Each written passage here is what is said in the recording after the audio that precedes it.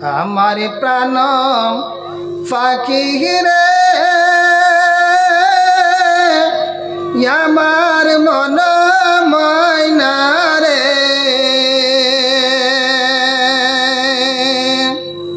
একদিন তো যাইবার পাখি আমায় ছাড়িয়া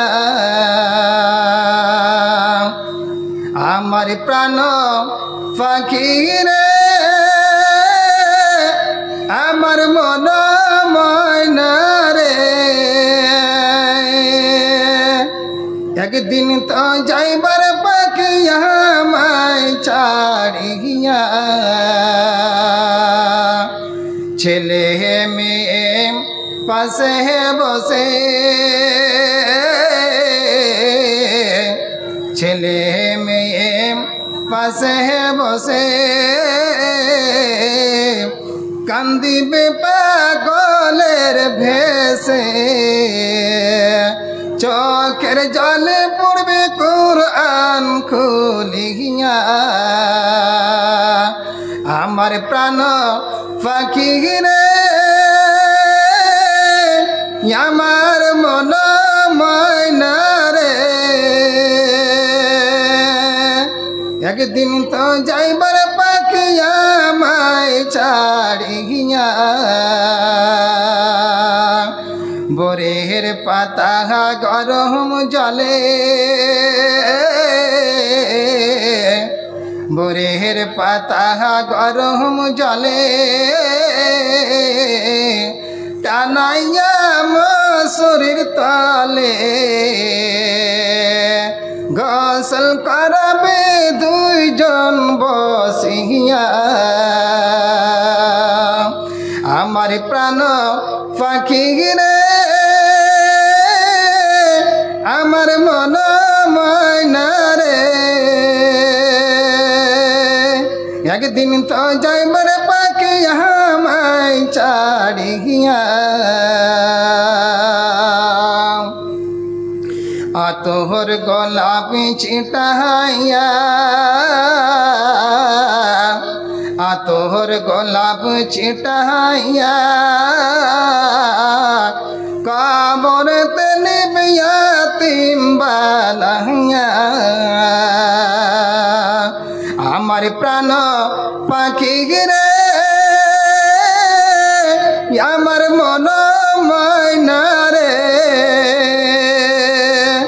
একদিন তো যাইবার পাখি আমায় ছাড়িয়া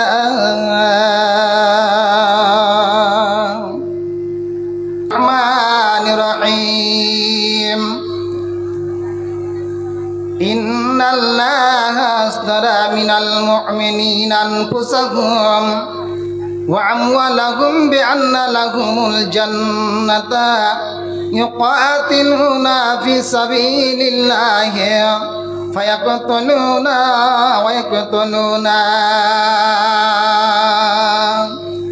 আল্লাহ রাব্বুল আলামিন বললেন কথা যে ওরে পৃথিবীর মুমিন মুমিনেরা আমি তোমাদের জান এবং মালের বিনিময়ে আমি জান্নাতকে আমি কিনে নিয়েছি যেহেতু তোমাদের জান তোমার জান নাই তোমার মাল নাই আমার আল্লাহ বললেন জান এবং মালকে আমি নিজেই সে পৃথিবীর বুকে আমি এসে তোমাদেরকে মানে দিয়েছি আবার ইচ্ছা করলে আমি নিজেই সে পৃথিবীর বুকে তোমাদেরকে আমি ছিনিয়ে নিব মাল এবং তোমাদের আমি কিছু এসে রাখবো না আল্লাহ কি বললেন যে মুমিনের মাল এবং মুমিনের জানের সে মাল আমি জান্নাতের বিনিময়ে আমি কিনে নিয়েছি বন্ধুরি আমার ওহুদের প্রান্তরে নবী করিম সাল্লাল্লাহু তাআলা আলাইহি ওয়াসাল্লাম এবার গোটা শরীরে লোহার বর্মা মানে ফরবেরেমকে মানে পিনে নিয়েছেন লোহার মানে জামাকে পরিধান করেছেন আর সে হাতের কবজি পর্যন্ত লোহার পরিধান ফ্রেম করেছেন এমনকি মাথায় যে হেলমেটটা রয়েছে হেলমেটটা হলো সে লোহার হেলমেট আল্লাহ রাব্বুল আলামিন নবী হযরতে জনাবে মুহাম্মদ রাসূলুল্লাহ সাল্লাল্লাহু আলাইহি ওয়াসাল্লাম এবার কি কাজ করেছেন যুদ্ধকে পরিচালনা করছে, উহুদের যুদ্ধকে পরিচালনা করছে, কখন ডানে কখন বামে চলাফেরা করছে। আর এমন অবস্থায় দেখছেন যে একটা পাথর উপরে চড়ি আমার বিশ্বনবী একটা পাথরে যখন চাপছেন, এবার চাপতে চাপতে যে উঠবে কিংবা বসবে, কিন্তু দেখা যায় উঠতে পারে না, কি বুঝতে পারে না, কারণ সে জামা যে লোহার জামা পরিধান করেছে, যে পোশাকটা পরিধান করেছে, যে মাথায় হেলমেটটা রয়েছে সে লোহার, সে শরীরটা ভারী হয়ে গেছে, যেন উঠতে পারছে না।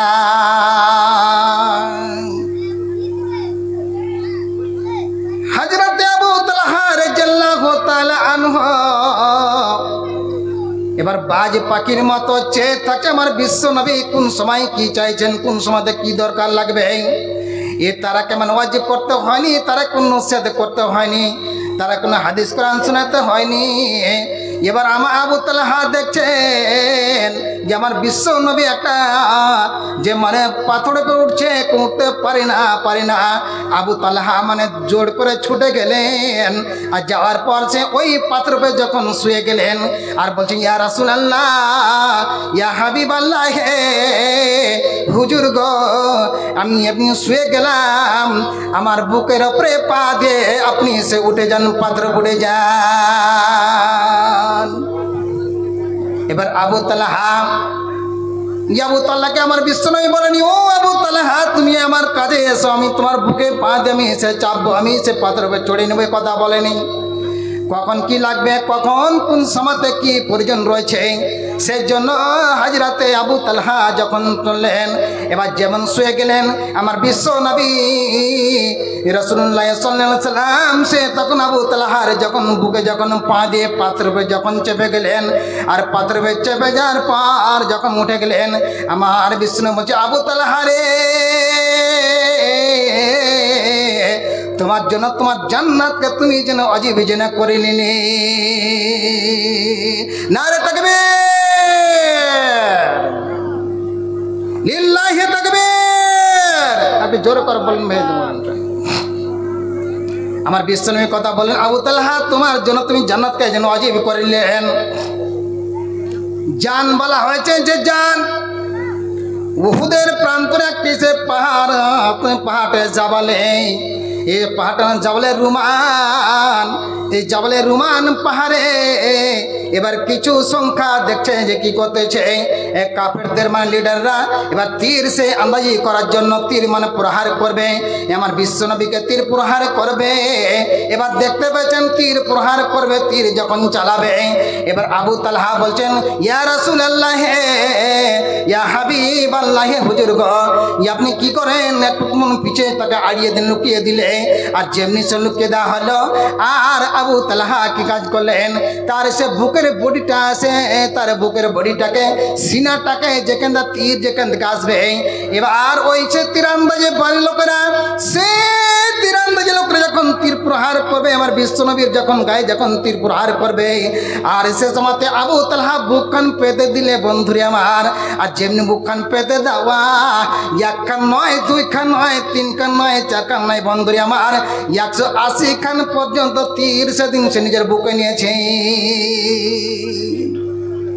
আবু তালহা রাদিয়াল্লাহু তাআলা আনহু বিশ্বনবী সাল্লাল্লাহু আলাইহি ওয়াসাল্লামকে বাঁচার জন্য ওই কাফেরদের মানে যখন তীরকে মানে 180 খান তীর যখন বুকে নিয়েছেন, আর সহ্য করতে পারে না। বন্ধুরে আমার যখন সহ্য করতে পারে না, সে আবু তালহা পড়ে গেলেন, জমিনের বুকে সে পড়ে গেলেন। কাফেরেরা তখন দূর থেকে আমার বিশ্বনবী যেখানে বসে রয়েছেন, লুকিয়ে আছেন, সেখানে দেয়ালকে পাথর কিংবা কেউ একটা বর্ষা যেমন চালিয়ে দেওয়া, আমার বিশ্বনবীর মানে দান্দার মুবারক লেগে গেল, আর লেগে যাওয়ার পর দুইটা দাঁত মানে ভেঙে গেল, আর লোহার হেলমেটটার হুকগুলো দুটো মাথায় ঢুকে গেছে। আর তখন সে মানে কমজোর লোকেরা, এবার কমজোর লোকেরা মানে চিন্তা করলো যে দুনিয়া থেকে বিশ্বনবী মানে চলে গেছে, আর দুনিয়াতে নাই, ইমান যাদের কমজোর, এইভাবে তারা সে আবার যেতে আরম্ভ আরম্ভ করেছে। এবার হযরত আলী রাদিয়াল্লাহু তাআলা আনহু যে মুশকির পানি নিয়ে আর সে হযরত ফাতেমা রাদিয়াল্লাহু তাআলা আনহা এবার কি কাজ করলেন, কিছু ওই মানে খেজুরের চটাইকে পুড়িয়ে, এবার খেজুরের চটাইকে পুড়িয়ে ওই নবী সাল্লাল্লাহু আলাইহি সাল্লামের কত বিখ্যাত চেহারাখানাতে ওই খেজুরের চটাকে যখন সে মানে বসাচ্ছিলেন, এবার হুঁশ ফিরিয়ে আসলেন। হুঁশ ফেরা পার এবার আবু বকর রাদিয়াল্লাহু তাআলা আনহু এবার সে দূর থেকে দেখছেন আমার বিশ্ব নবী বেহুশ হালাতে পড়েছে। বন্ধুরি আমার বেহুশ অবস্থা পড়েছে। এবার সে হেলমেটটা ভেঙে মানে মাথাতে মানে দুটা মানে ঢুকে গেছে, মানে বর্ষা ঢুকে গেছে, দুটা মানে কাঁটাগুলো ঢুকে গেছে। এবার মনে চিন্তা করলেন হযরত আবু বকর যে আমি এসে মাথাটাকে আমি সে নিয়ে আমার নিজের দাঁত দিয়ে আমি দাঁত মুবারক দিয়ে আমি ভিড়িয়ে আমার বিশ্ব নবী সাল্লাল্লাহু আলাইহি সাল্লামের আমি সে কাঁটাটাকে যখন আমি টেনে ফেলবো, এই ভাই মন্তব্য যখন করিলেন। মন্তব্য করার পর দেখলেন যে যেটা মানে 180 কান তীর খেয়ে রয়েছে বেহুশ হালাতে যখন পড়ে রয়েছে। এবার বলছে ওরে ভাই আবু বকর, আজকে তুমি এইটা আমার বিশ্ব নবীর সিং মানে এই দাঁত মুখখন তুমি টানবে না, কেন টানবে না? আমি আমার বিশ্ব নবীর কাছে আমি নিজের দেহকে আমি সে আমার নিজের জীবনটাকে আমি সে সঁপে দিয়েছি। আজকের আমি নিজের জীবনটা আমি সঁপে দিয়েছি, তুমি সে টানবে না, আমি সে নিজে সে টানবো। সেই সময় হযরত আবু তালহা রাদিয়াল্লাহু তাআলা আনহু ওই 180 কান তীর খাওয়ার পর যিনি রক্তের সে ঝর্ণা রক্তের বন্যা যেন বইতে আছে, রক্তের বন্যা বইছে। এবার রক্তের বন্যা বইতে বইতে এবার কি কাজ করলো বন্ধুরে আমার, এবার সে ওই আবু তালহা এবার কি কাজ করলো আমার বিশ্ব নবীর মানে মাথাটাকে হাত দেওয়ার পর ওই যে মানে ভোজনে যে ঢুকেছে যে কাঁটাগুলো যে মানে লোহার কাঁটা ঢুকেছে আমার বিশ্ব নবীর সে দাঁতকে ফিরিয়ে এসে আবু তালহা দাঁতটাকে ফিরিয়ে যেমন টানা হলো, একটা যেমন টানা হলো কাঁটাকে, আর যেমনি কাঁটা টানা হলো তেমনি সে রক্তের মানে ফুনকিলে উঠলো, রক্তের যে ঝর্ণালে উঠলো। আবার দ্বিতীয় যখন টানা হলো দ্বিতীয়বার সে রক্ত মানে ফুনকিলে ঝর্ণা উঠে গেল। এবার আবু তালহা পড়ে গেলেন, ক্ষত বিখ্যাত চেহারা আবু তালহা পড়ে গেলেন। আর যেন জ্ঞান যেন নয় সীমা নবী সাল্লাল্লাহু আলাইহি সাল্লাম যখন চিন্তা করলেন, এবার দেখতে পেলেন যে আমার বিশ্ব নবী যখন বুঝলো তখন সে বলছে ও গো আমার আবু তালহা কি অবস্থায় রয়েছে, রক্তের ঝর্ণা মাটিতে সে পড়েছে, আবু তালহা যেন বেহুশ রয়েছে। বন্ধুরে আমার যখন রক্তের বন্যা যখন বইতেছে কিছু সেই জহাদে, সেই জহাদে আবু তালহা মারা যায় নাই। কিছুক্ষণ সময় নেওয়ার পর দীর্ঘ টাইম ধরার পর তারপরে আজ আবু তালহা যেন মারা গেলেন। যেমনি আবু তালহা মারা গেলেন, ইন্না লিল্লাহি ওয়া ইন্না ইলাইহি রাজিউন, সে যাদের সে মারা যান নাই, কিছুদিন দীর্ঘ টাইমের পর মারা গেলেন। তারপরে কি কাজ করলেন আমার বিশ্ব নবী সে নিজের হাতে সে জানাজা করলেন। আর জানাজা করার পরে যখন কাফন দাফন যখন করবে, এবার কাফন দাফন করার পর আমার আবার আল্লাহ নবী হযরত জনাবে মুহাম্মদ রাসূলুল্লাহ সাল্লাল্লাহু আলাইহি সাল্লাম দোকান হাত ফেলিয়ে দিলেন, ইয়া আল্লাহ আমার আবু তালহার উপরে আমি সকাল থেকে সন্ধ্যা পর্যন্ত আমি রাজি ছিলাম, মাবুদ রে তুমিও সে রাজি হয়ে যাও। এর দেশে মাল ছোট ছোট কিছু ওয়াকি আপনাদের সম্মুখে আমি তুলে ধরেছি, এর দেশে মাল কিভাবে জানকে দিয়েছেন। বন্ধুরি আমার শেষ দেশে আরব দেশে মুসলিম জাহানের খলিফা রাসূলুল্লাহ সাল্লাল্লাহু আলাইহি সাল্লাম, এবার একজন তার নাম ছিল আব্দুল উজ্জা। এবার আব্দু মানে হলো গোলাম, উজ্জা মানে হলো একটা ঠাকুরের নাম। আমাদের ছেলেগুলোর নাম রাখি কি আব্দুল্লাহ, আব্দুর রহিম, আব্দুল করিম নামগুলো রাখা হয়। আব্দুল্লাহ মানে আব্দু মানে গোলাম, আর আব্দুল উজ্জা সে বলা হচ্ছে উজ্জা একটা ঠাকুরের নাম। তখন তার মায়ের একটা মানে সুখে শান্তিতে নাম রেখেছে আব্দুল উজ্জা। এটা দুই কম্মল আলা, আব্দুল উজ্জার মানে দুইটা বাপ। সে নিজের বাপের সে জন্মস্থ বাবা যখন সে করেছে, তারপরে সে তার মানে চাচার কাছে লালিতি পালিত সে মাল টাকাতে টাকা পয়সা ভরপুর রয়েছে। এবার আব্দুল্লাহ বিশ্ব নবী সাল্লাল্লাহু আলাইহি সাল্লামের কাছে যেমনি কথাতে চলাতে ফিরাতে উঠাতে বসাতে নবীর আকলাক চরিত্র ব্যবহার আছে। এবার কি কাজ করেছেন, সম্পূর্ণ সে কলমা পড়ে যখন মুসলমান হয়ে গেছেন আব্দুল্লাহ, আর যেমনি মুসলমান হয়েছেন এবার তার চাচার কাছে চলে গেল খবর যে তুমি কি জানো, তুমি কি জানো, তুমি কি জানো তোমার ভাতিজা কি কাজ করেছে, তোমার বেটা পালিত বেটা যে মুহাম্মদ সাল্লাল্লাহু আলাইহি সাল্লামের কালমা পড়ে তারা যেন বেদিন হয়ে গেছে। ওর কথার মানে যে কলমা পড়ে বেদিন হয়ে গেছে, তুমি জানো খবর? বলছে তাই নাকি? বলছে জি হ্যাঁ। এবার কি কাজ করলে বন্ধু আমার, যখন সে আব্দুল্লাহ তার বাড়িতে চলে গেছে, ভাতিজা একটা কথা শুনলাম, কেমন কেমন কথা শুনলাম, কথা কদ্দুর কি আর কদ্দুর ঠিক না কদ্দুর বেঠিক সে কথা আমাকে বলো দেখি। এবার আব্দুল্লাহ চাচা যান, আপনি যেটা কথা শুনেছেন সত্যিকারী কথা শুনেছেন, সত্যিকারী কথা শুনেছেন। যেহেতু আমি তোমার ঘাটা দেখে আমি চিন্তা করেছিলাম যে আমার চাচা সে কলমা পড়বে, আমার চাচা কলমা পড়বে, আমি তার পিছনে পিছনে কলমা পড়ে আমি সে মুসলমান হয়ে যাব। 70 দিন 5 দিনকে আমি সে গ্রহণ করে নিব। আমি যখন ঘাটা দেখলাম আমার চাচা সে মুসলমান হলো না, আমার চাচা মুসলমান হলো না, আমি কলমা পড়ে সে মুসলমান হয়ে গেছি। তখন আব্দুল্লাহ চাচা বলছে ভাতিয়ারে তোর আমি কি করতে পারি কি তুই জানিস কি, তুই কি করতে পারি কি তুই জানিস, তুই কি করতে পারি না পারি। যখন কথা বলেছে আব্দুল ওজ্জা কথা বলেছে না না আপনি যত এসে কিছু করে নেন, আমি সব চাইতে যেটা মূল্যবান রত্ন জিনিস, মূল্যবান ধন জিনিস, সম্পদ জিনিস, যেটা আমার আখেরাতের খ্যাতি আখেরাতের পুঁজি আমি রেডি করে নিয়েছি, আমার কোনো সময় সে অপেক্ষা হবে না। এবার আব্দুল্লাহ বলছে যে আমার কোনো আপত্তি নাই, আপনি সে নিতে পারেন, কোনো আপত্তি থাকবে না। এখন বন্ধুরি আমার যেমনি কথা বলা হলো কি সাথে সাথে তখন সে কথা আব্দুল্লাহকে বলা হলো কি যে কোচে আব্দুল্লাহ তোর গত শরীরে যা জামা রয়েছে, কাপড় রয়েছে, আংটি রয়েছে সব খুলে ফেলা দেয়। এবার তার গাতের গতর জামাগুলো ছিল, গেঞ্জি ছিল, খুলে ফেলে দেওয়া হলো, হাতে আংটি ছিল তবু খুলে ফেলে দেওয়া হলো। এবার সে গলায় সে মালা ছিল তা খুলে ফেলা হলো, সব খুলে ফেলে যখন চলতে শুরু করছে বিশ্বনবীর দরবারে, আব্দুল্লাহ যেটা তুমি পরনে কাপড় পরিধান করেছ সেটাও কাপড় খুলে ফেলে দিতে হবে, এই কথা যেমনি সে বলা হলো। এবার সে আল্লাহ আপনি সে পাক, তোমার সে রাসূল পাক দিনকে আমি কবুল করেছি, অতএব না পাকের কাপড় টাকা পয়সা কাপড় আমার গায়ে এসে রাখতে চাও না, ও বলে সে কাপড় সে খুলে ফেলে দিতে চাইছেন। এবার আব্দুল্লাহ চিন্তা করলো কিছু আমার চিন্তা নাই, ছেলে অ্যাডাল্ট হয়ে গেছে, ছেলে সে যুবক হয়ে গেছে, যুবক হয়ে গেছে, ছেলে বড় হয়ে গেছে। এবার লুঙ্গিটা খুলে ফেলে দেওয়া হলো, আর লুঙ্গি খুলে দেওয়ার পর চললো কোথায় এসে আব্দুল্লাহ। এবার আব্দুল উজ্জা কোথায় চললো, তার সামনে তার মায়ের সামনে যা বলছে আম্মা জান আমি বিশ্ব নবী সাল্লাল্লাহু আলাইহি সাল্লামের আমি দরবারে চললাম। কথা বলছে যে বিশ্বনবীর দরবারে আমি চললাম।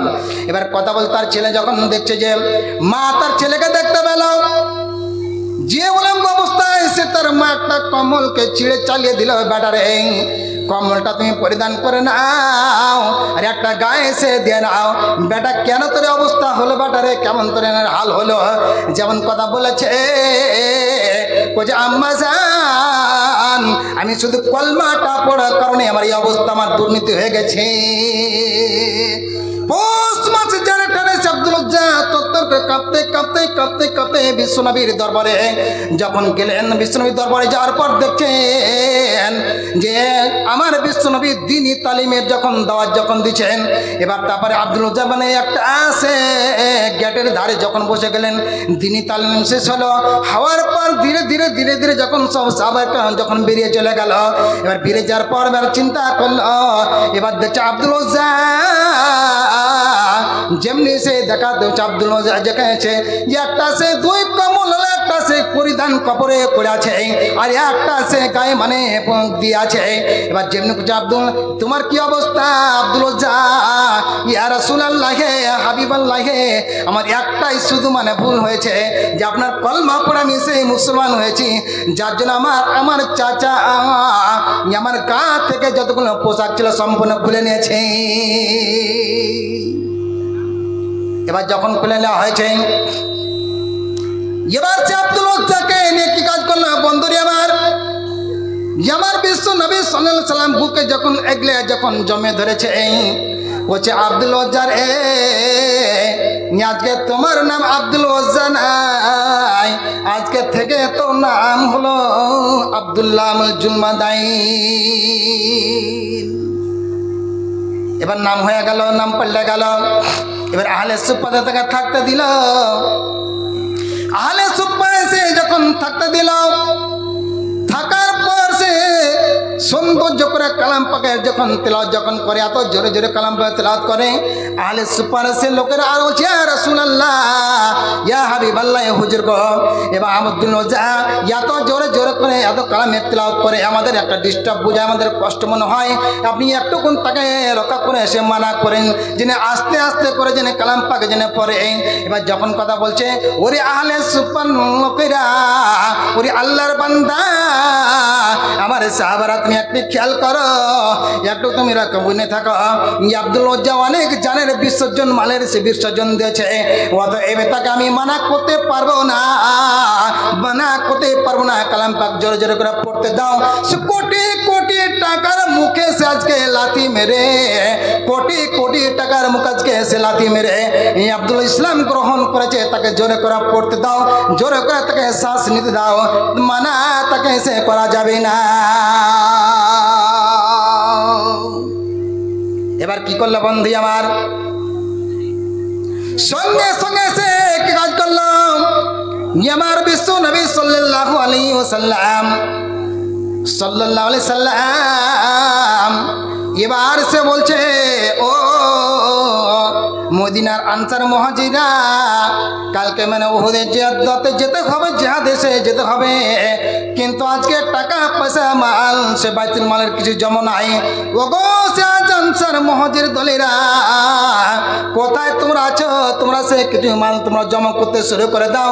এবার দেখালো একদিকে মানে মহিলার দল, একদিকে সে পুরুষের দল যখন জমে গেছে, এবার সে মানে পুরুষেরা সে টাকা পয়সা দিতে শুরু করেছে, মহিলারা এবার কানের দুল সে নাকের ফুল নিয়ে, এবার হাতের সে বালাগুলো সোনার বালা নিয়ে সে জমা করেছে।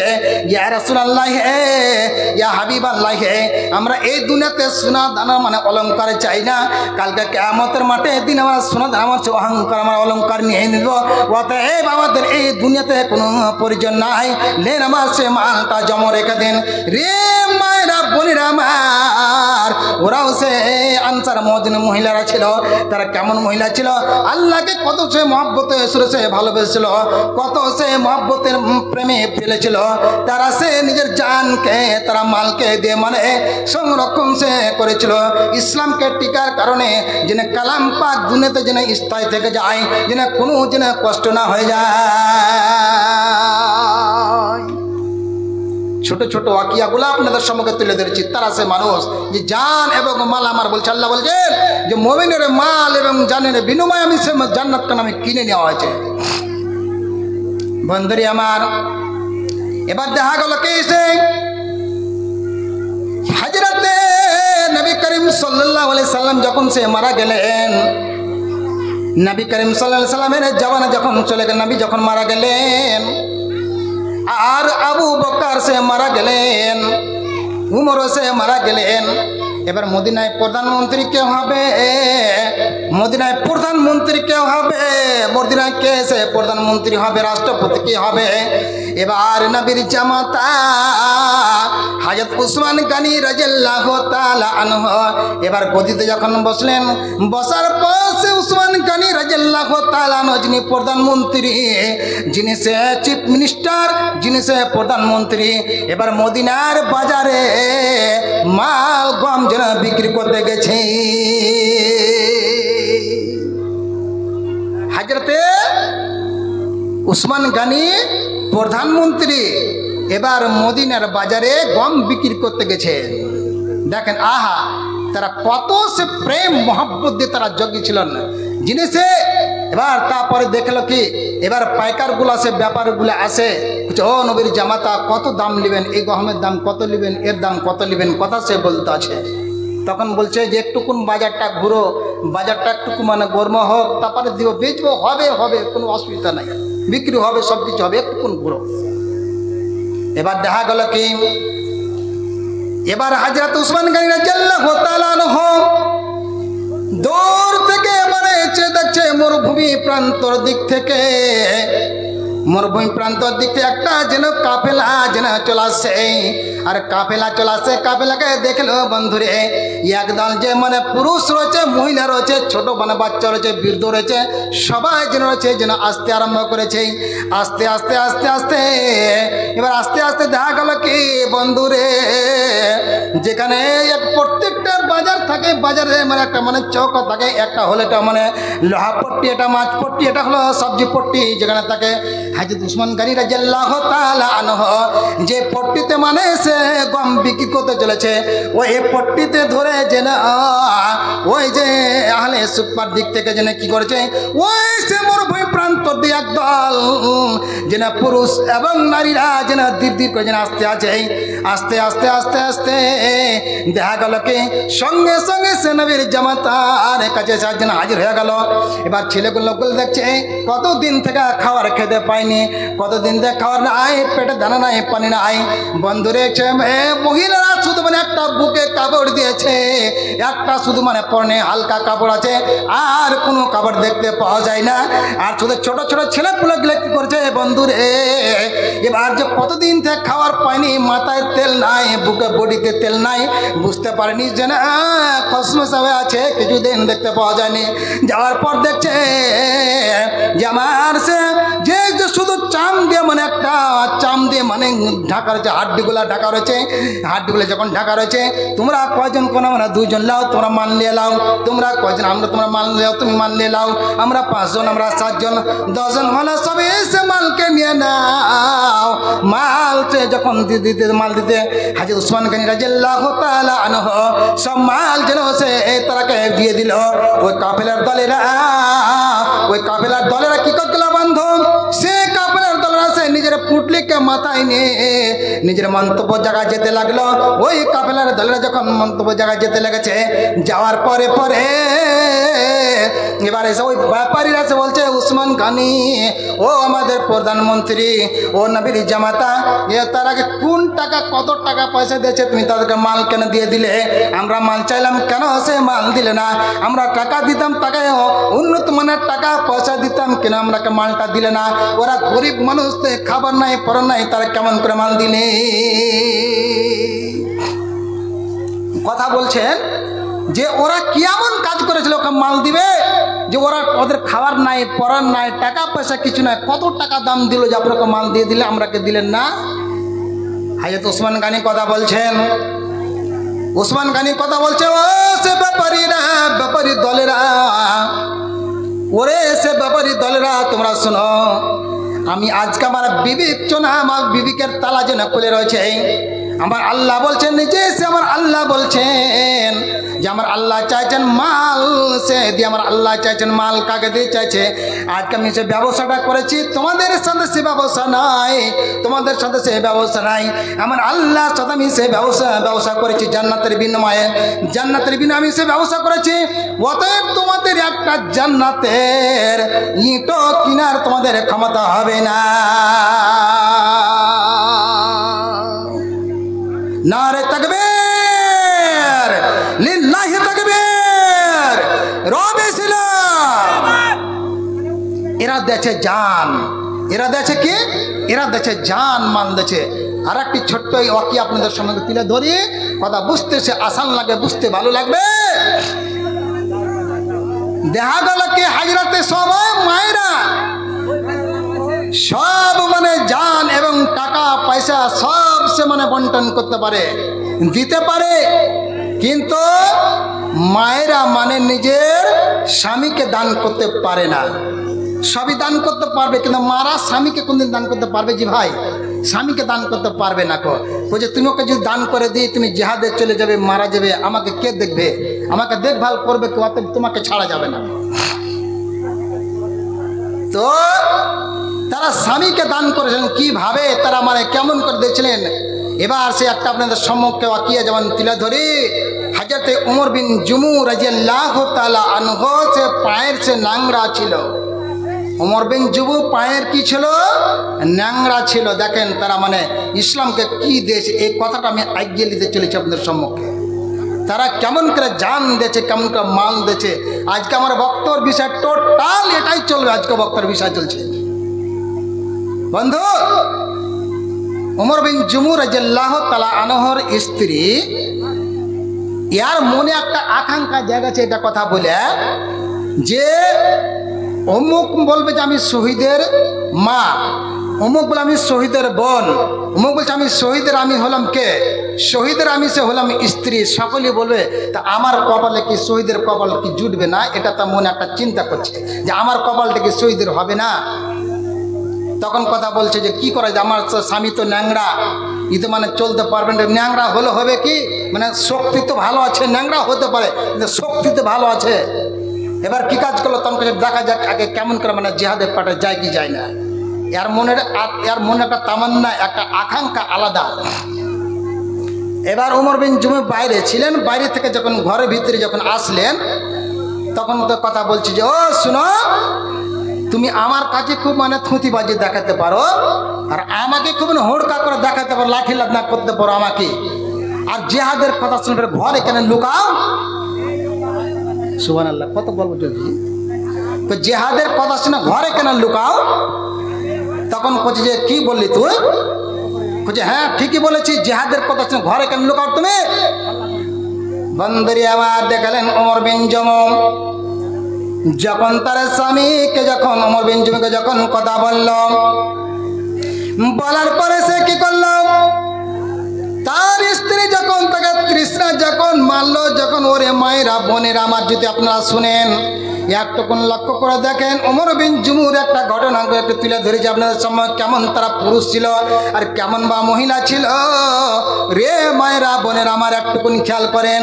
এবার দেখা গেল কি হযরত উমর বিন জুমু সে ঘরের ভিতরে সানি গিয়ে পর এবার মানে থয়লাতে মানে সামান যুদ্ধ সামান মেয়ে তৈরি করতে লাগলো।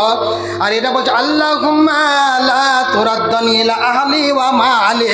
এবার বলছে মাবুদ রে, আমার জানটা যেন আমি তোমার কাছে রাহেবিল করলাম, আমার জানটা যেন পরিবারের দিকে যেন আজ যেন না আসে। যখন কথা বলে যে না যেন আসে, আল্লাহর দরবারে দোয়াটা কবুল হয়ে গেছে।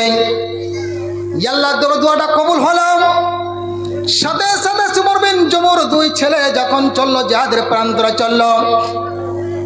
এবার তার আব্বা যখন চলেছে পিছনে পিছনে দেখো জাহাজে ঘমসান লড়াই যেমন চলতেছে। এবার লড়াই চলতে চলতে যেমন দেখো দুই ছেলে মানে এবার কাটা ক্ষত বিখ্যাত যখন সে মারা গেল। এবার উমর বিন জুমু এবার দাঁড়িয়ে গেল। এবার উমর জুমু যাওয়ার পর এবার সে তলোয়ারি গেলে যখন খড়ে হয়েছে উমর বিন জুমুর স্ত্রীরা, এবার উমর বিন জুমুর স্ত্রী যখন পাটে দিয়েছে, এবার দুই ছেলে যখন জিহাদের প্রান্তে যখন বিদায় হয়ে চলে গেল, উমর বিন জুমু সে মানে নিজের তলোয়ারি কেন হাতে নিয়েছে। আর হাতে নেওয়ার পর এবার চিন্তা করলো, উমর বিন জুমু চিন্তা করলো জিহাদ চলে আমার ন্যাংরা পাওয়া কম্পা, আমি লড়াই হতে করতে পারবো না। গায়ের মুসলিমরা দূর থেকে মানে যখন তালা যখন প্রহার করলো, উমর বিন জুমুকে বিদায় করে দিল।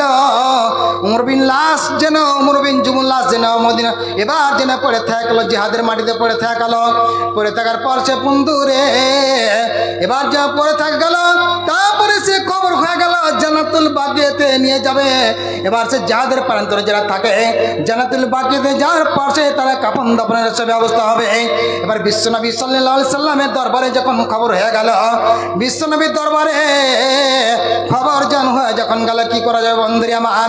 এবার হযরতে বিশ্বনবী রাসূলুল্লাহ সাল্লাল্লাহু আলাইহি সাল্লামের ঘরে যখন খবর যখন হয়ে গেল, এবার উমর বিন জুমুর লাশকে যখন সে উটের পিঠে যখন চাপানো হয়েছে, আর দুই ছেলে লাশকে উটের পিঠে যখন চাপানো হয়েছে, যখন উটের লাগাম পিঠে যখন হাঁটাচ্ছে, যখন কিনা উট যেন যায় না। এবার জিহাদের প্রান্ত ছেড়ে যেন উঠ যেন কোনো সময় যেতে রাজি হয় না। উটের পিঠে দুটা ছেলের কাটা লাশকে চাপানো হয়েছে, আর সে উমর বিন জুমুর লাশকে মানে বস্তাতে ভরে যখন চাপানো হয়েছে, উটকে যখন পিঠে যখন হাঁকাচ্ছে কিন্তু মানে যায় না, কিন্তু বিদায় হচ্ছে না। যেমনি চাপাচ্ছে আবার বসে যাচ্ছে, যেমনি চাপাচ্ছে ফের আবার বসে যাচ্ছে। বন্ধুরে আমার যখন বসে যাচ্ছে, তারপরে দেখা গেল কেসে উমর বিন জুমুর স্ত্রী সে পাগলির মতো ছুটে চলেছে, ওই মরুভূমি প্রান্ত দিকে ছুটে চলেছে। এবার কই একটু দাঁড়াও দাঁড়াও। আমার বিশ্বনবী সাল্লাল্লাহু আলাইহি সাল্লাম যখন দেখতে হয়েছেন, ও সাহাবারা তোমরা একটু তোমার দাঁড়িয়ে যাও, যে মহিলাটাকে আসতে দাও। এবার আস্তে আস্তে যখন চলে আসলো সে মহিলাটা, আসার পর সে দেখছে যে উমর বিন জুমুর যেন স্ত্রী। আমার বিশ্বনবী কথা বলছেন, ও বোন রে বলো দেখি, এটা আমার দুইটা ছেলে, তোমার দুটা ছেলে দুই একটা স্বামী, লাশকে কতই চেষ্টা করছি লাশ কিন্তু যায় না। ওহুদের প্রান্তরে যেন সে পড়ে থেকে কোনো সময় যায় না। বলো দেখি কি ঘটনা। কোচে ইয়া রাসূলুল্লাহ ইয়া হাবিবাল্লাহ, হুজুর গো, যে আমার সে স্বামীর লাশে যায় না। আমি একটা কথা বলেছিলাম যে আমার মনে একটা আকাঙ্ক্ষা ছিল যে অমুক যে বলবে আমার শহীদের আমার স্ত্রী, অমুক বলে আমি শহীদের মানে ছেলে, ও আমি শহীদের আমি ছেলে মা। এ কথা বলে আমার দিল একটা আকাঙ্ক্ষা চেয়েছিল কি আমি কি শহীদের মা হতে পারবো না, আমি কি শহীদের এসে আমি কি স্ত্রী হতে পারবো না। আমার স্বামীকে আমি একটা কথা সাজিয়ে আমি কথা বলেছিলাম, আর যেমনি কথাটা একটা চোট খেয়েছিল দিলে, যখন চোট খেয়েছিল আর চোট খাওয়ার পর তখন এবার বাড়িতে ঘরের ভিতরে শান্তি যে বলছিল, যখন জিহাদে যখন বেরিয়ে আসে তখন এই কথা বলেছিল, আল্লাহুম্মা লা তুরাদ্দানি ইলা আহলি ওয়া মালি। আমার রাসূল যে বাস বাস আর তোমাকে কথা বলতে হবে না। উমর বিন জুমুর দোয়া যেন কবুল হয়ে গেছে। উমর বিন জুমুর যেন কবুল হয়েছে, লাশ যাবে না, তাকে ওখানে দাফন করা হবে তাকে। বন্ধুরা আমার আছে আব্দুল ওসা যখন দেখতে আমার বিশ্ব নবী দানের পালা চলছে, দানের সে পালা পড়তে গিয়ে দানের পালা চলছে, দানের সে পালা চলছে। এবার হাজিরাতে আব্দুল্লাহ এবার উঠছে, আবার একবার বসছে, আবার উঠছে একবার বসছে। কি করা যাবে, সবাই মাল জামা করলে আমার হাতে মাল কিছু দেখতে পাওয়া যায় না। আমি যদি একটা যদি মানে জামা আমার কিছু নাই, পরনে একটা কম্বল রয়েছে যদি খুলে দিয়ে দিই আমার পাচাটা উদাম হয়ে যাবে। আবার যদি মানে গা থেকে একটা চাদর খুলে দিই আবার গাটা উদাম হয়ে যাবে। এবার চিন্তা করলো কি করা যায়। এবার আব্দুল্লাহ হাত যেন পা যেন মুচড়াচ্ছে, হাত পা যেন মুচড়াচ্ছে যে কি করব, কেমন করে আমি দানের আমি যেন সমান হয়ে যাব, দানের আমি সে প্রতিযোগিতায় আমি ভাগ নেব, অংশ কেমন করে হয়ে যাব। বহুত কম ধরে চিন্তায় করে উঠা বসা করতে করতে করতে করতে এবার দেখা গেল কি যখন দানের পালা যখন সে কদম মধ্যে চলেছে, এবার আব্দুল্লাহ সে নিজের মানে আস্তে আস্তে রাসূলুল্লাহ সাল্লাল্লাহু আলাইহি সাল্লাম যেখানে বসেছিলেন বলছে, ইয়া রাসূলুল্লাহ ইয়া হাবিবাল্লাহ। বলছে যখন দেখেছেন, দেখার পর উমর বুঝবার যে বলছে কথা, আব্দুল্লাহ রে তুমি এখানে কেন। আমার বিশ্বনবী কথা বলছেন যে এখন তো এটা দানের পালা চলছে, তোমার কাছে টাকা নাই পয়সা নাই কিছু নাই, তুমি ফিরে এখানে তুমি যেমনি কথা বলা হয়েছে। এবার সে আব্দুল্লাহ হাউ মাউ করে সে কাঁদতে কাঁদতে চোখের পানি বলছে, ইয়া রাসূলুল্লাহ ইয়া হাবিবাল্লাহ, হুজুর গো আমি এই জন্য আমার কাছে কিছু নাই, আমার একটা খেজুর দিয়ে আমি দানের শেষ সমল হব সেটাও নাই। হুজুর আমি একটা দিতে আমি জিনিস পেরেছি, আমার কাছে একটা জিনিস মজবুত রয়েছে, যদি আপনি কবুল করেন তাহলে কিন্তু আমার সে মানে সাকসেসফুল হয়ে যাব। বলছে আব্দুল্লাহ রে বল দেখি তুই কি এমন জিনিস দিবে। ইয়া রাসূলুল্লাহ ইয়া হাবিবাল্লাহ, হুজুর গো আমার জীবনটা আমি সে জিহাদের পন্থর দিয়ে দিব, আপনি কবুল করলেন। যখন কথা বলা হলো, কবুল করার কথা যখন কথা বলেছে সেই সময়তে একটা কবুল করেছে। হায় রে বন্ধু আমার যখন কবুল করেছে, হায় রে কোচি আর ওমর বিন জমু রে, ওমর বিন জমু তুমি চিন্তা, এবার আব্দুল্লাহ তুমি চিন্তা করিও না যে তোমার দোয়াটা কবুল যেন হয়ে গেছে, কবুলে তুমি সে রাজি হয়ে যা, তুমি সে রেডি হয়ে যাও। যখন কথা বলা হয়েছে কোচে এবার যখন সবাইকে যাদের যখন পটাতে যখন শুরু করেছেন, এবার কোচে আবার আমার রাসূল দোয়া করছেন, এ বলে সে দোয়া করছেন, বলে দোয়া করছে যে ওরে সকলে যাদের চলে যাও, আল্লাহ আমার আব্দুল্লাহর উপরে আমি কাপড়দের রক্ত আমি হারাম করে দিলাম, আমি আব্দুল্লাহর রক্ত কাফের উপর আমি কি করলাম, হারাম করে দিলাম। এবার ওমর বিন জমি কাঁদতে শুরু করেছেন।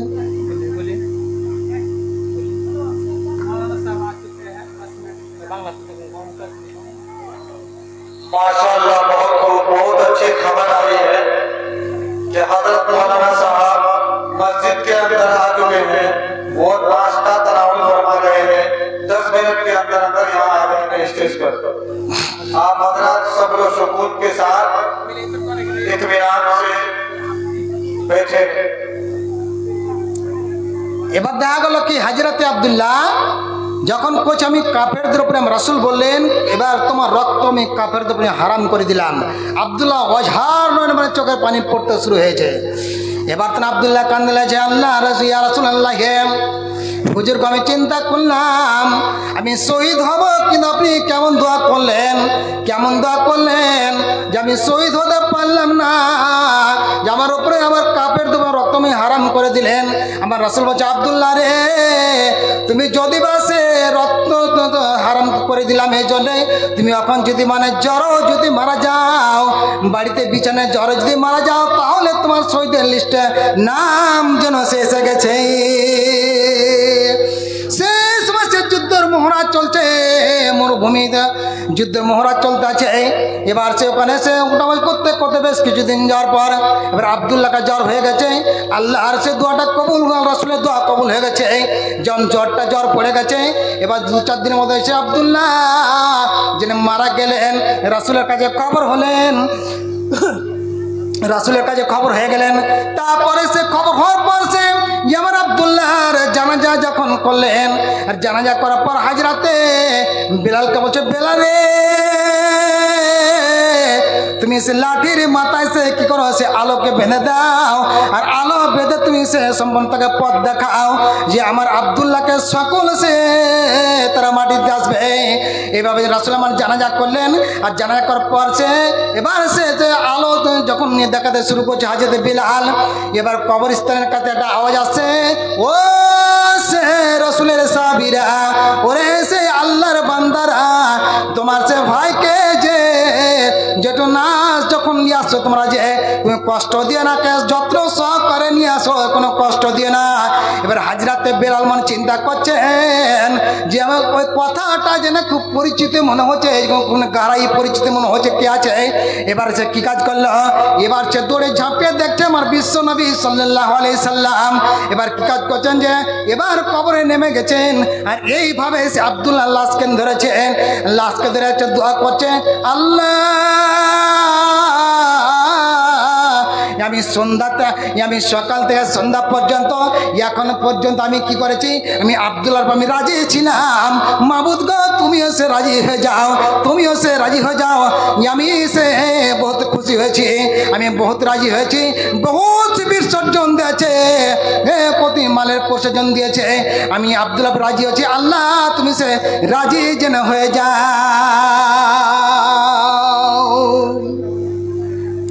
বন্ধু শুধু মানে একটা বয়ানগুলো যা শুনছি আপনার সম্মুখে, আরেকটা সে বয়ান তুলে ধরি, ছোট ছোট বাক্যগুলো তুলে ধরি, ইনশাল্লাহ তোমার মন্তব্য আমার সে জায়গাতে যে আমি সে হাজির হয়ে যাব।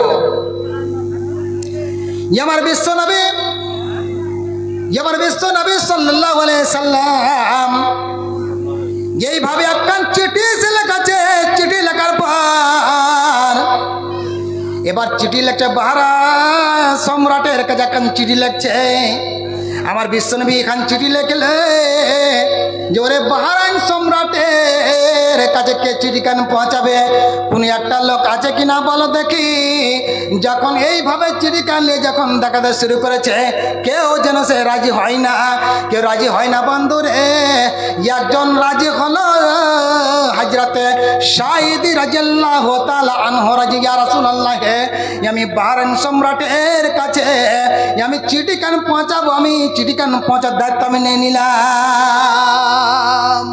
খুব ভালো করে বয়ানটা শুনবেন, খুব লক্ষ্য করে শুনবেন, এর ভিতরে কত সুন্দর যে কথা রয়েছে।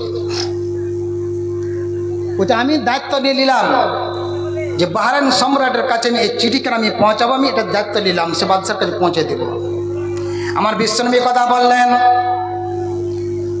এবার ওরে সাঈদ তোমাকে একাই পাঠা হবে না, কারণ সে জবানার সে নেতা হলো, সে নেতা হলো, সে একটা এটা হলো একটা দামি সম্মানের লোক, একটা সে থুতিবাজ একটা হলে লোক, যে ওর কাছে যে কেউ কথা নিয়ে ঘুরে আসবে আমার মনে খুব সন্দেহ হচ্ছে, হয়তো তোমরা ঘুরে আসতে পারবে কি পারবে না, আমার মনে সন্দেহ রয়েছে, তোমাকে একাই আমি চিঠি কান দিয়ে পাঠাবো না। এবার নবী রাসূল আমার সাথে কথা বলছেন, 1 2 3 4 5 6 7 8 9 10 11 12 13 14 15 16 17 18 19 20 21 22 23 24 25 26 27 28 29 30 30 জনকে মানে আমার রাসূল যেন খাড়া করলেন। আমার রাসূল 30 জনকে খাড়া করলেন। বাহরাইন সম্রাটের কাছে এই মানে চিঠি কেন পৌঁছাবে তার জন্য 30টা লোককে খাড়া করলেন। আর খাড়া করার জন্য খাড়া হলেন, লাব্বাইকে রাসূলুল্লাহ আমরা খাড়িয়ে গেছি। উনি বলছে লাব্বাইকে রাসূল আমরা খাড়িয়ে গেছি। এবার সে আমার রাসূল কথা বললেন, ওরে আমার সঙ্গ, ওরে আমার আলেরা, ওরে সে আমার সাহাবায়ে কেরামেরা, যাও যাও তোমরা সে বাড়ি চলে যাও। আর বাড়ি গিয়ে পর তোমরা যখন চলে যাবে, আর চলে যাওয়ার পর তোমরা দেখবে তোমাদের পরিবার কাছে যা মাপি নিয়ে কালাম সালাম কালাম করে আসবে, কারণ যে আসার আমি কোনো সে ভরসা করতে পারি না। এবার দিকে দিকে চলে গেল হযরত সাঈদ রাদিয়াল্লাহু তাআলা আনহু। এবার তার মাকে বলছে, আম্মা জান, ও গো আমার আম্মা জান, একটুকুন আমি দোয়া করবেন, আমি রাসূলের আমি দায়িত্ব নিয়েছি, বাহরাইন সম্রাট আমি এসে রাসূলের দায়িত্ব নিয়েছি, চিঠি কান পৌঁছার জন্য আমি সে দায়িত্ব নিয়ে নিয়েছি, আপনি দোয়া করবেন যে আমি জিহাদে জেনে জিহাদের আমার জন্য নাম লিস্টে এসে যায়। এবার যখন হযরত সাঈদ রাদিয়াল্লাহু তাআলা আনহু যখন কথা বললেন, এবার সাঈদের মাতা বলছে, বেটা রে কেমন কথা বললো। এবার কথা বলতে লাগলো, বুঝে আল্লাহ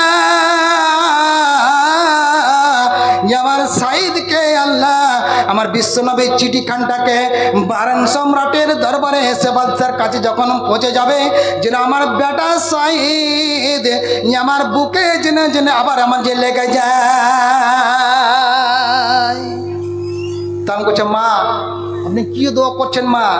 আমি চাইলাম যে শহীদ হবো, আপনার উল্টো দোয়া করছেন, ছেলের জন্য দোয়া করতে হয় না মা। এবার বিবির কাছে যখন মাফি সালাম কালাম যখন করতে চলেছে, সেই সময় সে বিবিকে দেখলো, বিবি কি করেছে, এবার সে একটা বিছানায় কট করে মানে প্রসব যন্ত্রণা উঠে গেছে, বাচ্চা প্রসবের যন্ত্রণা উঠেছে। ওরে মায়েরা বোনের আমার, যারা মায়েরা বোনেরা যখন তাদের কাছে যখন বাচ্চা যখন প্রসব যখন হবে, মা একটা বাচ্চা যখন প্রসব যখন দেয়, যে মা সে কত সে রক্ত প্রহার করে, মার সে রক্ত বালতি রক্ত চলে যায়, কলসির রক্ত চলে যায়। মা সে একটা ছেলেকে পৃথিবীর বুকে যখন নিয়ে আসবে, এত সন্তানকে যখন নিয়ে আসবে, মা সে রক্তর বন্যা বইয়া দেয়। এবার দেখলো হযরত সাঈদের বিবি যে প্রসবের জ্বালায় যেন কাতর হচ্ছে। এবার হযরত সাঈদ মনে চিন্তা করছে। এবার সাঈদকে যখন সাঈদ দেখলো, দেখার পর সে বিবির দিকে যখন তাকিয়ে, এবার সাঈদের সহ্য করতে না পারে চোখের পানি ঝরঝর করে যেন পড়তে শুরু হয়েছে। আর কথা বলতে পারলো না যে আমি চললাম, আমি বিশ্বনবীর চিঠিকে পৌঁছাতে চললাম, বিদায় কথা বলতে পারলো না। কেন সে বলতে পারলো না? যখন আমার বিবি এখন সে যে প্রসবের জ্বালাতে রয়েছে, আর আমি এখন যদি একটা কথা বলে দিই, ডাবল লোড সে থামতে পারবে না, ডাবল লোড থামতে পারবে না। যার জন্য এবার কথা না বলে হযরত সাঈদ রাদিয়াল্লাহু তাআলা আনহু এবার ঘোড়ার পিঠে চেপে বসলেন। ঘোড়াটা যখন চেপে বসলেন, আর ওই যে 30 জন যুবক, 30 জন যুবক আর হযরত সাঈদ যখন ঘোড়া চেপে বসলেন, এবার বাহরাইন সম্রাটের ওই বাদশার কাছে চিঠিখান পৌঁছাবে যখন চেপেছে, ঘোড়ার লাগাম টেনে ধরেছে, ঘোড়া মানে যেতে আরম্ভ করেছে, আর যেতে যেতে যখন চলে গেছে, এক পা দু পা যখন আগাতে শুরু করেছে, সে সময় তার মা এবার বলছে, বেটা সাঈদ রে, বেটা সাঈদ, বেটা রে, একটুকুন তুমি দাঁড়িয়ে যাও বেটা, একটুকুন দাঁড়াও, তোমাকে আল্লাহ একটা সুসন্তান ফুটফুটে একটা সন্তান দান করেছে, একটা ছেলে দান করেছে বেটা রে, ওই ছেলে আর তুমি মুখখান তুমি দেখে না। কথা বলছে তার মা যে বেটা তোমাকে তোমার আল্লাহ কি কাজ করেছে, একটা সুসন্তান ফুটফুটে ছেলে দান করেছে, এবার তুমি কি কাজ করে একটুকুন দাঁড়িয়ে সোনার চানমুখাটা দেখে নাও। আহা, যখন কথা বলা হয়েছে সেই সময়তে হাজর সাহেব বলছে, মাম্মা জান, আমার বিশ্ব নবীর দরবারে আমার বিশ্ব নবীর যে কথা শুনেছে, এই ঘোড়া মানে চলতে শুনেছে, বাহরাইন সম্রাটের সে দিকে সে আগমন হতে চলেছে, না না না আমি কোনো সময় ঘোরাবো না, এই বলে মানে কি কাজ করলো, এবার হযরতে সাঈদ আর 30 জন যুবক, এবার 30 জন যুবক চললো কোথায়, এবার 30 জন যুবক সে চললো কোথায়, এবার সে বাহরাইন সম্রাটের যখন দরবারে হাজির হয়ে গেছে, হাজির হওয়ার পর দেখছে মানে কয়েদিগুলা, এবার সে ওয়াচম্যান গুলাকে দেখছে, দেখার পর দেখছে বন্ধু রে, দেখছে কি খবর, তোমার কোথা থেকে এসেছ, গেটম্যানকে দেখছে তোমার কোথা থেকে এসেছ, যখন কথা বলেছে আমি সে মদিনার কাছ থেকে আমরা 30 জন এসেছি, তোমার আমার বাদশার কাছে ডাইরেক্ট কথা বলতে এসেছি। 30 জন যুবক আর হযরত সাঈদ কথা বলছেন যে তোমার বাদশার সাথে ডাইরেক্ট কথা বলতে এসেছি, আমাদের কথা বলার সুযোগ করে দাও, হুজুর একটু দাঁড়ান আমি যাচ্ছি। এবার হযরত সাঈদ যাওয়ার জন্য কথা বলে দিলাম, তারপরে সৌন্দর্য করেছে, যাওয়ার পর তখন বলছে হুজুর যা আপনি একটা কথা নেবেন, মদিনার বুক থেকে 30 জন যুবক যেন এসে গেছে তোমার আগা দিকে, আপনার সাথে কথা বলতে চাইছে, আপনার সাথে পরামর্শ করতে চাইছে, কথা বলছে যাও তার জন্য গেটটা খুলে দাও, গেট খুলে দাও, তার আসতে দাও আমার কাছে। এবার 30 জন যুবক এবার এসে হাজির হয়ে গেল, এবার হাজ বাজাচ্ছে, এবার দেখলাম সারোয়ার বাজার, সারোয়ার বসে আছে মানে কুর্সিতে যখন বসে রয়েছে, আর কুর্সিতে বসে বলছে তোমার নাম কি, তোমার নাম কি, তোমার নাম কি, তোমার নাম কি, এবার জিজ্ঞাসা করা হয়ে গেল, জিজ্ঞাসা করে বলছে বলো দেখি তোমরা কি কারণে আমার কাছে এসেছ, জিজ্ঞাসা করা বলছে তোমরা কেন এসেছো, তখন বলছে যে আমার রাসূলুল্লাহ সাল্লাল্লাহু আলাইহি সাল্লাম চিফ মিনিস্টার যিনি আমাদের প্রধানমন্ত্রী আপনাকে কান চিঠি দিয়েছে, চিঠিখানটা পড়ে একটু দেখালেন, চিঠিটা দিয়েছে। এবার যেমনি চিঠিখান পেয়ে গেল, চিঠি পাওয়া যাওয়ার পর এবার সে বাদশাহ সারোয়ার চিঠিখান যখন পড়ে দেখতে শুরু করেছে, চিঠিতে লেখা রয়েছে ও বাদশাহ সারোয়ার রে, ওরে বাদশাহ সারোয়ার, তুমি দেবীর পূজা ছেড়ে দাও, তুমি সূর্যের পূজা ছেড়ে দাও, তুমি নক্ষত্রের পূজা ছেড়ে দাও, তুমি সম্পূর্ণ জালিমি বুদ্ধিগুলা ছেড়ে দাও, আমায় তুমি সেই ইসলাম কবুল করে নাও, কালমা তাইবা পড়ে নাও, আমাকে সত্য নবী বলে সে তুমি কবুল করে নাও, আমি হলাম সত্য নবী, আমার তুমি কবুল করে নাও। এবার যখন এই চিঠিখান পড়া বাদশাহ সারোয়ার এই চিঠিখান পড়া মাত্রই এবার রাগে ফুলে গেছে যে কি এমন কথা বলছে, ওরে সে আব্দুল্লাহর পোলা কি এমন কথা বলে, কিন্তু আমি নাকি তার জন্য আমি তাকে তার কথা হুকুম তামিল করব, তাকে মানব না, না না কখনই সে হতে পারে না, ও সে যুবক পড়ি না, তার 30 জন যুবককে বেঁধে দাও, এবার সে লোহার জিঞ্জিরে তাকে বেঁধে দাও, আর বেঁধে মানে জেলে তাকে করে দাও, আবার কালকে কিংবা আজকে কিংবা কালকে সূর্য ডোবার আগে আগে তাকে কতল করা হবে। এবার তখন হযরত সাঈদ উঠছেন আর বসছেন, তো এবার বাদশাহ সারোয়ার যখন দেখছেন যে লোকটাকে আমাকে ছেলেটাকে চিনা চিনা মনে হচ্ছে, এই বাচ্চা তুমি শোনো, তুমি কি আমাকে একদিন ক্লান্ত হয়ে আমি পড়েছিলাম, আমি তৃষ্ণা জ্বালাতে পিপাসাতে আমি ক্লান্ত হয়ে মানে ছটফট করছে, আমাকে কি কোনদিন তুমি পানি পান করালছিলে, সাইদ কথা বলছে, নিশ্চয় পানি পান করেছিলাম, আমি পানি পান করেছিলাম। বলছে সাইদ রে, তোমার যখন আমার এত যখন বড় বিপদ, তুমি যখন আমাকে পানি এক গ্লাস পানি পান করালছ, তবে আমি একটা কথা দিচ্ছি, আমি বাদশাহ, আমি সে কথা দিচ্ছি, আমি যেটা রদ তোমাদের লিখেছি, তবে ফাঁসি কষ্টে ঝুলাবো, মানে সকাল থেকে সন্ধ্যা হতে হতে মানে ঝুলন্ত অবস্থায় মাটি দেওয়া হবে কিংবা কেটে দপন করে দেওয়া হবে। বলো দেখি এটা রদ কোনোদিন কবুল সে মনসুখ করা হবে না। তুমি বলো, তুমি জান ভিক্ষা ছাড়া তুমি কি আমার কাছে চাইছো? যেহেতু আমার প্রাণ তুমি বাঁচিয়েছ, তুমি যেটাই চাইবে আমি সেটাই আমি তোমাকে দিব।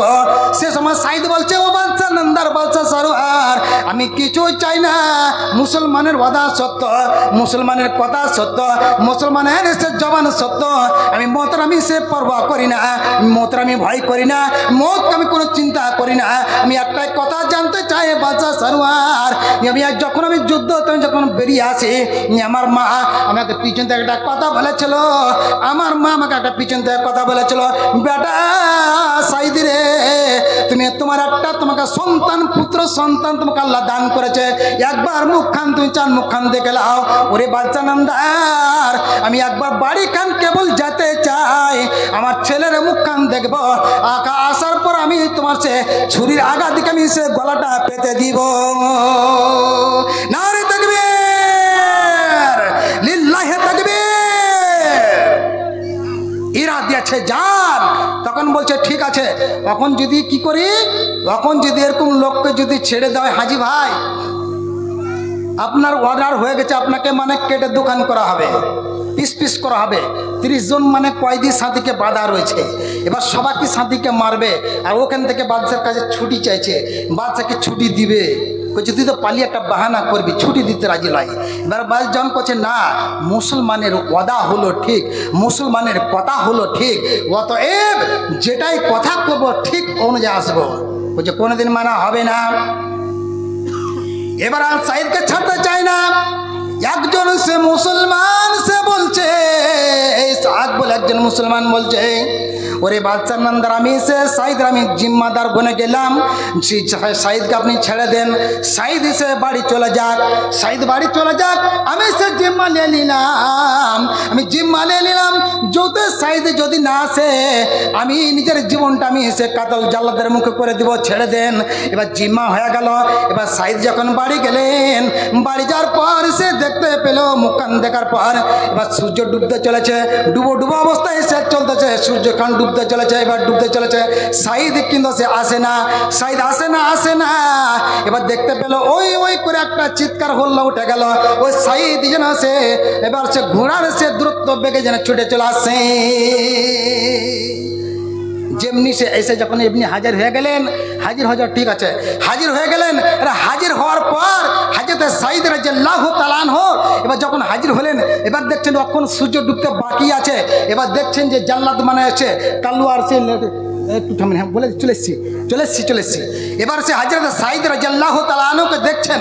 এবার দেখার পর হচ্ছে কি, এবার দেখছে যে জাল্লাদ মানে তলোয়ারি খান ধরে রয়েছে, মানে কাটতে জ্বলবে, তার মুটি খান যখন টুড়ি খান আগে যখন আগে দিয়েছে, সেই সময় হযরত সাইদকে যেমনি দেখা হয়ে গেল বন্ধুরে, যেমনি দেখা হয়ে গেল, এবার সে জাল্লাদের হাত খান থরথর করে কাঁপতে যে তলোয়ার খান পড়ে গেল।